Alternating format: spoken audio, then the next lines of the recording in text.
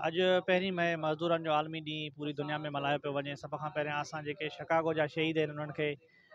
ख़िराज तहसीन ऐं भेटा पेश करण जे लाइ अॼोको ही जेका रैली आहे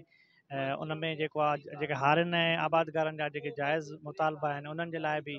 अॼोके हिन ॾींहं जे मुनासिबत सां ही रैली रखी वई आहे ऐं मुख़्तलिफ़ सिविल सोसाइटी ऐं समाजी तंज़ीमूं हिन रैलीअ में शरीक आहिनि। हारी जेको आहे असांजो उन सां तमामु घणियूं ज़्यादतियूं आहिनि। हिकु त इहो त जेको हींअर असांजे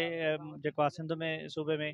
कणिक जो जेको फ़सुलु आहे उहो तमामु वॾे मिक़दार में लथल आहे, पर जेके ग़रीब हारी आबादगार आहिनि उन्हनि खे बारदानो हिन वक़्त ताईं न मिली सघियो आहे। उनजी वजह इहा आहे त जेके सियासी हाउस आहिनि ऐं जेके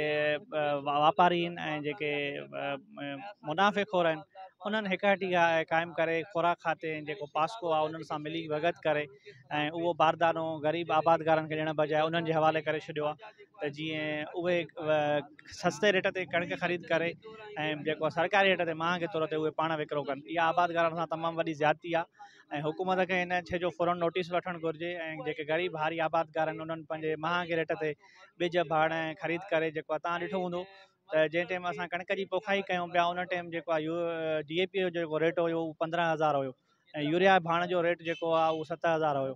त तव्हां ॾिठो त हाणे हिन वक़्तु जेका कणिक जी जेका रक़म आहे जेका उनजो रेट मुक़ररु कयो आहे उहो 3200 रुपया आहे। त केतिरी इन हारी ऐं आबादगार सां उहा ज़्यादती आहे त 15,000 ऐं 7,000 में जेके भाण ख़रीद करे ऐं उनखां पोइ उनजो रेट जेको आहे 3200 रुपया मुक़ररु कयो वञे त इहा हिकिड़े असांखे हारी आबादगारनि खे कुचलण जी जेका आहे उहा साज़िश आहे। सो उनखे बंदि कयो वञे ऐं आबादगारनि खे हारियुनि खे पंहिंजा जाइज़ हक़ ॾिना वञनि। शिकागो जे शहीदनि पंहिंजे हक़नि जे लाइ तमामु वॾी जदोजहद कई ऐं अॼु उन्हनि खे असां हिते ख़िराज तहसीन पेश कयूं पिया ऐं पंहिंजे हक़नि जे लाइ बि असां मुसलसिल हिन एहतिजाजी तहरीकनि में शामिल आहियूं।